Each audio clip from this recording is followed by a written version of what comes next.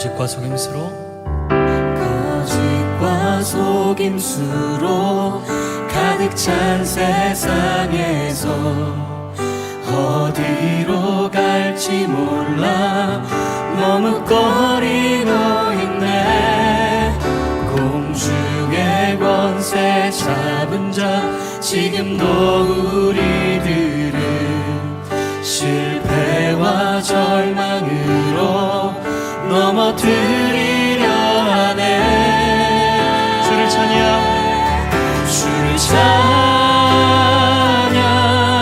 손을 들고 찬양 전쟁은 나에게 속한 것 아니니 주를 찬양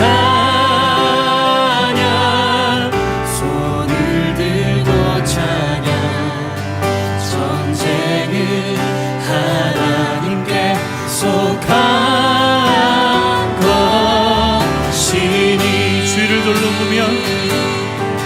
주위를 둘러보면 아무도 없는 듯 믿음의 눈을 들면 보이는 분 계시네. 지금도 내 안에서 역사하고 계시는 사망과 어둠의 권세 물리치신 예수님. 주를 찬양 손을 들고 찬양 전쟁은 나에게 속한 것 아니니 주를 찬양 손을 들고 찬양 전쟁은 하나님께 속한 것이 주를 찬양 손을 들고 찬양 전쟁은 나에게 속한 것 아닌 주를 찬양 손을 들고 찬양 전쟁은 하나님께 속한 것이니 주를 찬양 손을 들고 찬양 전쟁은 나에게 속한 것 아니니 주를 찬양 손을 들고 찬양 전쟁은 하나님께 속한 것이니 주님을 보게 하소서. 나를 붙드소서. 내 뜻과 내 생각 내려놓고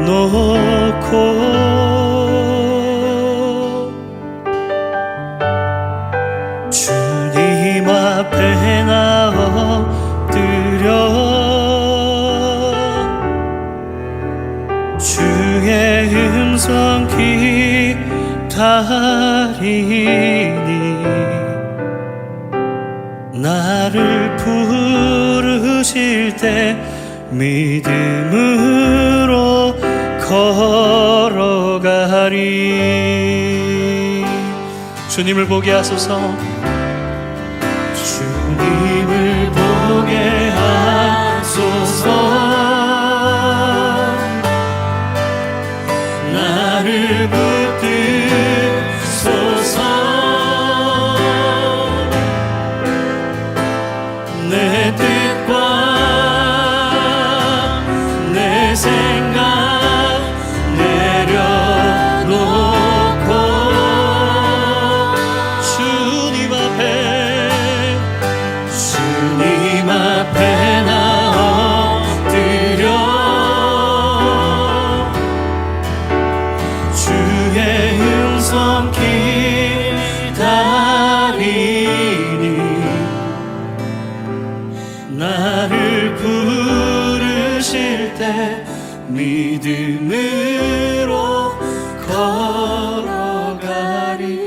목소리를 한 번 더 고백합니다. 주님을 보게 하소서. 주님을 보게 하소서. 나를 붙드소서.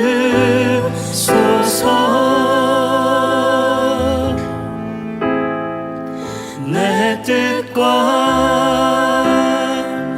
내 생각 내려놓고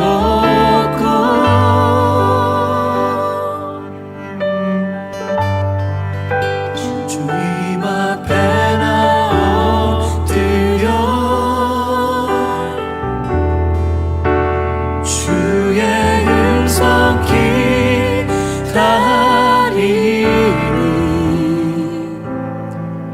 나를 부르실 때 믿음으로 걸어가리.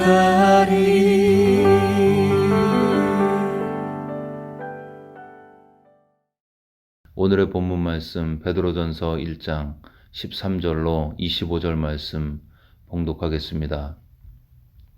그러므로 너희 마음에 허리를 동이고 근신하여 예수 그리스도께서 나타나실 때에 너희에게 가져다 주실 은혜를 온전히 바랄지어다. 너희가 순종하는 자식처럼 전에 알지 못할 때에 따르던 너희 사욕을 본받지 말고 오직 너희를 부르신 거룩한 이처럼 너희도 모든 행실에 거룩한 자가 되라. 기록되었으되 내가 거룩하니 너희도 거룩할지어다 하셨느니라.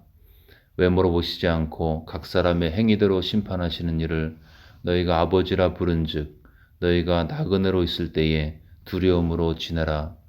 너희가 알거니와 너희 조상이 물려준 헛된 행실에서 대속함을 받은 것은 은이나 금같이 없어질 것으로 된 것이 아니요 오직 흠없고 점없는 어린 양 같은 그리스도의 보배로운 피로 된 것이니라.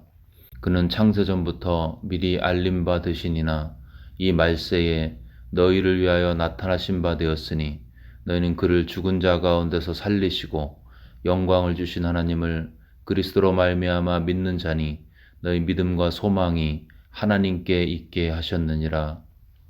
너희가 진리를 순종함으로 너희 영혼을 깨끗하게 하여 거짓이 없이 형제 사랑하기에 이르렀으니 마음으로 뜨겁게 서로 사랑하라. 너희가 거듭난 것은 썩어질 씨로 된 것이 아니요 썩지 아니할 씨로 된 것이니 살아있고 항상 있는 하나님의 말씀으로 되었느니라. 그러므로 모든 육체는 풀과 같고 그 모든 영광은 풀의 꽃과 같으니 풀은 마르고 꽃은 떨어지되 오직 주의 말씀은 세세토록 있도다 하였으니 너희에게 전한 복음이 곧 이 말씀이니라. 아멘. 오늘의 본문은 그러므로라는 접속사로 시작하고 있습니다. 우리가 알다시피 그러므로는 이 접속사는 앞에 있는 내용을 근거로 해서 뒤의 내용을 주장할 때 사용하는 접속사죠. 그럼 이 앞에 있는 내용이 중요하게 될 텐데 두 가지로 정리할 수 있습니다. 첫 번째는 이미 예수님 안에서 구원이 완성되었다. 그것도 그 구원을 얻는 데 있어서 내가 한 것이 아무것도 없고 모든 것이 하나님의 은혜고 하나님이 하신 것이다. 두 번째는 이렇게 구원받은 하나님의 백성에게 이 말, 종말이 다가오고 있다. 멀지 않다. 그 이야기를 먼저 한 다음에 그러므로 하면서 본문의 내용을 진행하고 있습니다. 즉 구원이 성취되었기 때문에 종말은 믿는 자에게 축제의 시간이 될 것이라는 소망을 먼저 이야기하고 그 소망이 분명하고 그 소망이 어마어마한 축복이기 때문에 그러므로 성도들은, 그러므로 초대교회 교인들은, 그러므로 신자들은 이런저런 모습으로 살아야 한다고 본문은 이야기하고 있습니다. 먼저 이런 구조적인 순서를 볼 때 먼저 우리가 알 수 있는 진리, 그것은 내가 가지고 있는 믿음은 어떤 형태든지 내 삶에 영향을 끼치도록 기대되어진다는 것입니다. 즉 쉽게 얘기하면 어떤 생각은 내가 품고 있는 어떤 마음은 결과를 가져온다는 거죠. 어떤 아이디어는 결과물을 유발한다는 것입니다. 어떤 사람이 무엇을 믿고 사는지를 어떻게 알 수 있을까요? 나는 이거 믿고 살아. 이렇게 말하는 걸로도 추측은 할 수 있습니다. 근데 말은 그렇게 하지만 다르게 살면은 그 사람 마음속에 있는 진짜 생각은 그의 삶이 더 정확하게 그를 나타낸다는 거죠.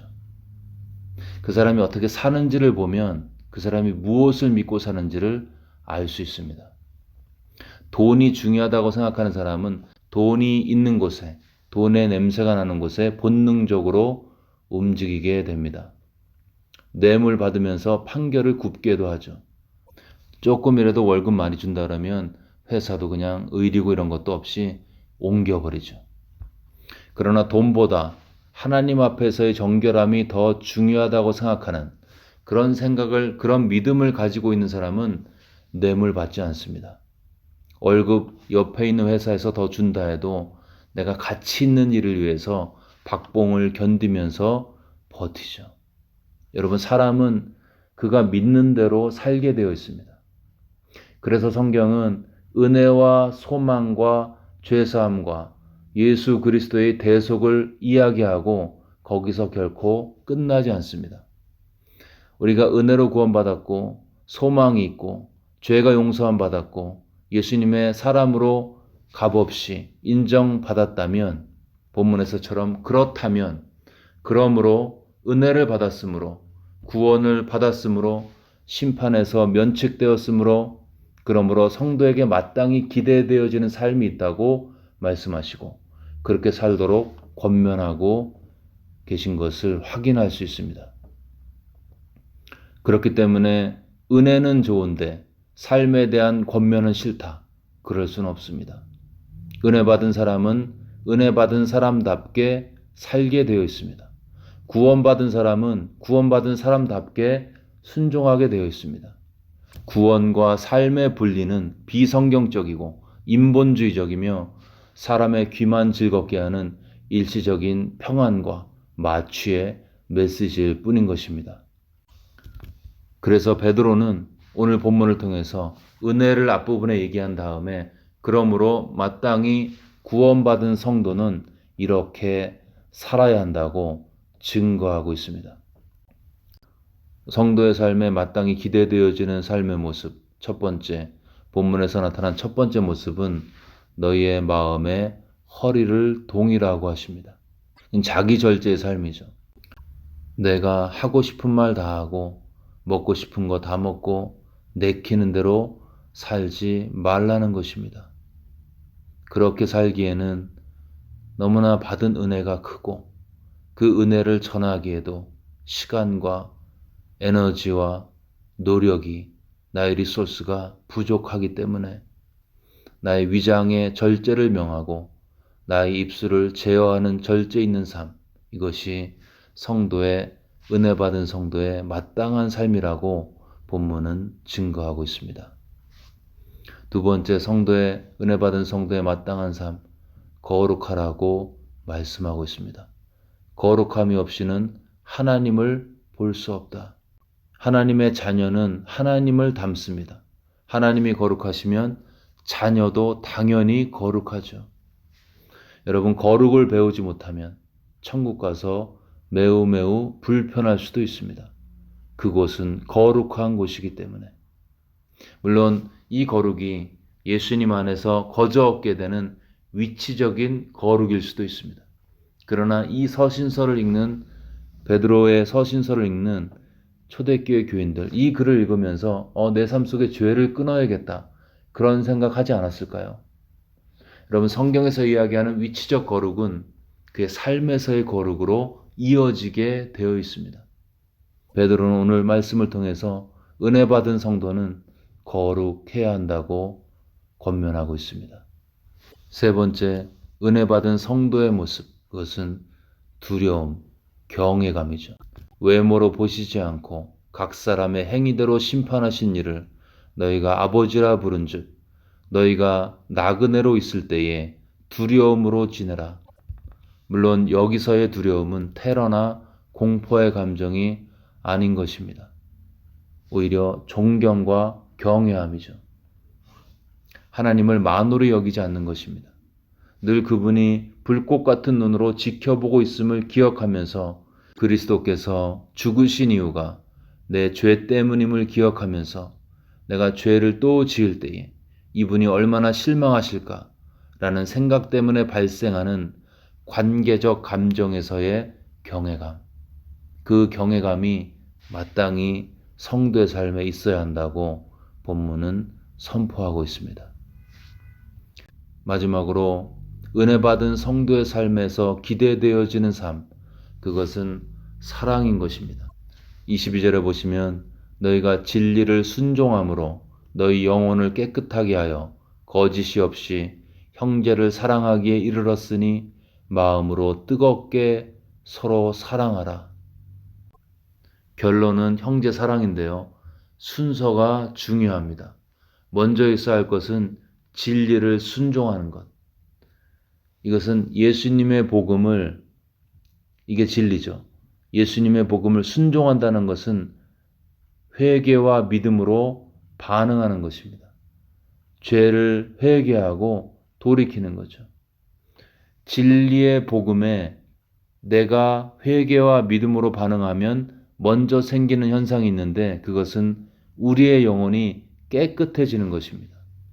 복음의 메시지에 내가 무릎으로 반응하면 영혼의 정결함의 역사가 즉시 나타나게 되는 거죠. 이게 얼마나 감사한 일인지. 여러분, 진리를 순종할 때 내 영혼이 깨끗해진다면, 이게 정말이라면 때로 내가 죄를 져서 내 마음이 더러워졌다고 생각될 때 내 영혼의 정결함을 회복하기 위해서 해야 할 것이 무엇이겠습니까? 그것은 바로 예수님의 은혜의 이름 앞에, 그 십자가 앞에 나아가서 회개와 믿음으로 고백하는 것입니다. 주일날 교회에 올 때까지 기다릴 필요가 없습니다. 아니, 기다려서는 안 되죠. 그 주일날 오기까지 며칠 동안 사탄의 정죄감에 사로잡혀서 내 믿음의 여정에 공백이 생기기 때문에 기다릴 필요가 없습니다. 죄로 인해서 내 심령이 불결해졌다고 생각되어지는 양심의 소리와 사탄의 정죄가 내 마음을 두드릴 때, 그때 기억할 것은 진리의 복음에 내가 즉시 반응하면, 회개로 반응하면 내 영혼은 그 순간에 그대로 정결케 된다는 것입니다. 정결함을 위해서 무슨 봉사를 할 필요가 없습니다. 어디 컨퍼런스를 가야 하는 게 아니죠. 헌금을 해야 할 필요가 없습니다. 바로 그 순간에 무릎을 꿇고 예수님의 십자가 앞에 나가서 회개와 믿음으로 반응하는 것, 그것으로 충분한 것입니다. 이렇게 복음에 내가 회개와 믿음으로 반응해서 내 영혼이 정결해지면 생기는 현상이 있습니다. 내 심령 깊은 곳에서 은혜의식이 솟아오르게 되어 있습니다. 내가 얼마나 큰 죄인인데, 내가 얼마나 이기적인 인간인데, 내가 얼마나 약한 자인데 나 같은 죄인을 의롭다 하시고 거룩하다고 하시는가. 감당할 수 없는 은혜의식이 내 심령을 지배하기를 시작하죠. 이 은혜의식이 내 심령을 잡기 시작하면 이 받은 은혜 내가 어떻게 갚을까? 하나님께 어떻게 갚지? 하나님은 안 보이시니까 두리번거리다가 자연스럽게 내 주변에 있는 사람들에게 뭔가 베풀면 그게 형제의 사랑인 것입니다.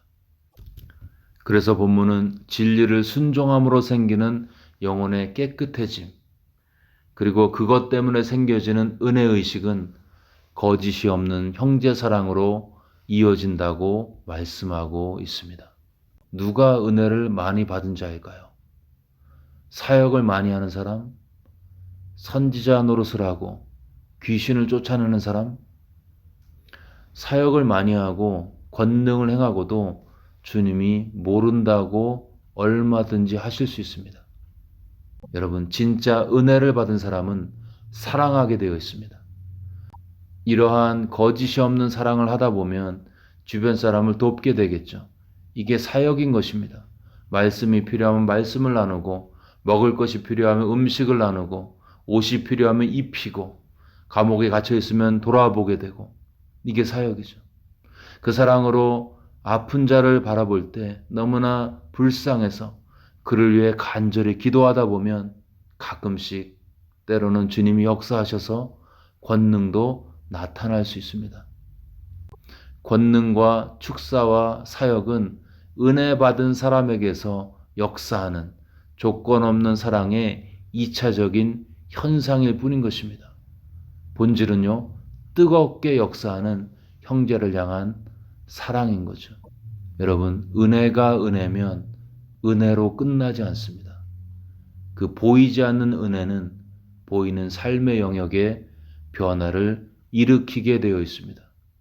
은혜 받은 자의 삶에 나타나는 열매, 그것은 자기절제와 거룩과 경외감과 형제 사랑인 것입니다.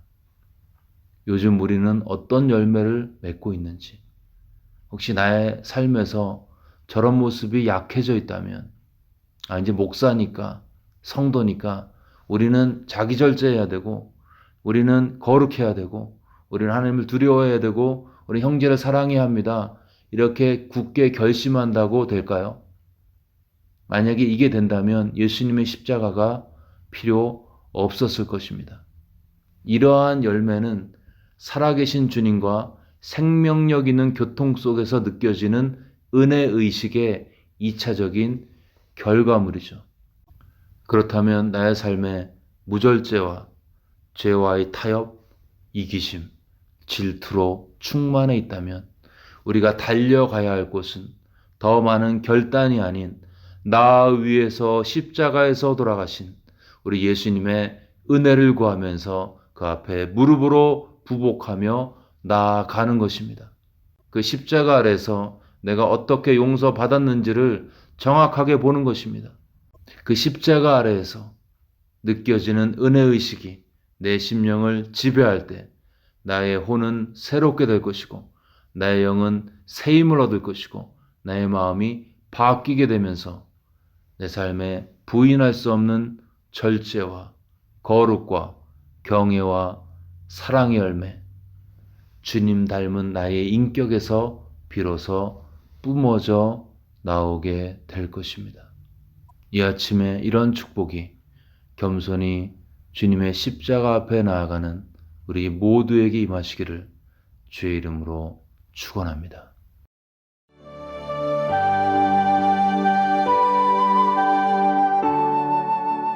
네, 이 시간 들은 말씀 붙들고 함께 기도하겠습니다. 예수님 안에서 주신 구원의 은혜가 얼마나 크고 놀라운 것인지 이 시간 성령을 통해서 내 마음에 깊이 생생하게 깨달아질 수 있는 은혜를 주 앞에 구하겠습니다. 그 은혜가 임할 때 내 심령 가운데 느껴지는 은혜의식이 내 삶의 절제와 거룩과 경외와 형제사랑의 열매로 이어질 수 있도록 들은 말씀 마음에 품고 간절히 기도하겠습니다.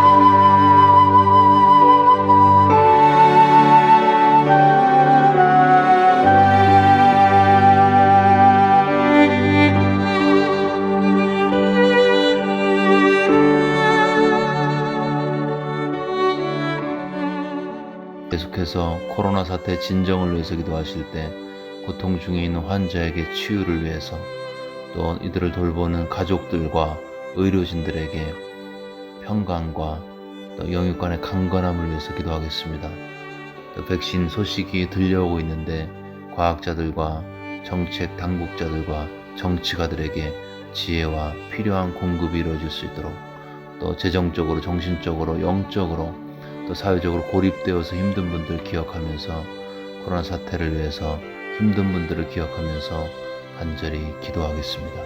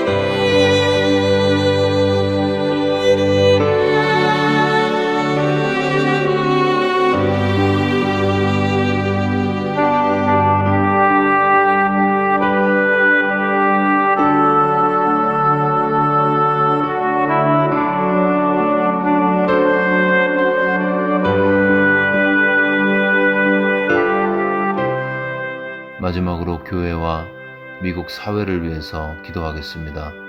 대선 이후에 미국 사회가 통합되어지고 하나가 될 수 있도록, 최 목사님과 사모님의 앞으로의 삶 가운데 하나님의 선한 인도하심과 강건케 하심을 위해서, 또 김준규 목사님 이곳에 오셔서 은혜 가운데 교회를 잘 이끌어 가실 수 있도록, 또 성도들이 한 마음으로 이 귀한 사역 가운데 동참할 수 있도록, 주변에 아프신 분들, 몸이 아프고 마음이 힘든 분들 하나님의 치유가 함께 해달라고 이들을 축복하면서 교회와 성도들과 미국 사회를 위해서 한 마음으로 간절히 기도하겠습니다.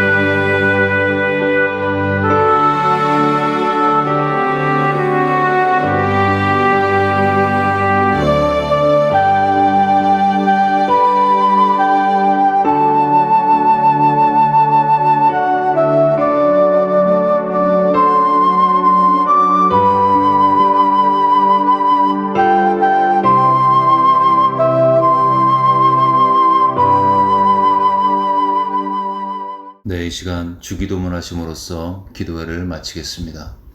하늘에 계신 우리 아버지여, 이름이 거룩히 여김을 받으시오며 나라가 임하옵시며 뜻이 하늘에서 이루어진 것 같이 땅에서도 이루어지이다. 오늘날 우리에게 일용할 양식을 주시옵고, 우리가 우리에게 죄 지은 자를 사하여 준 것 같이 우리의 죄를 사하여 주시옵고, 우리를 시험에 들게 하지 마시옵고 다만 악에서 구하시옵소서. 나라와 권세와 영광이 아버지께 영원히 싸움나이다. 아멘.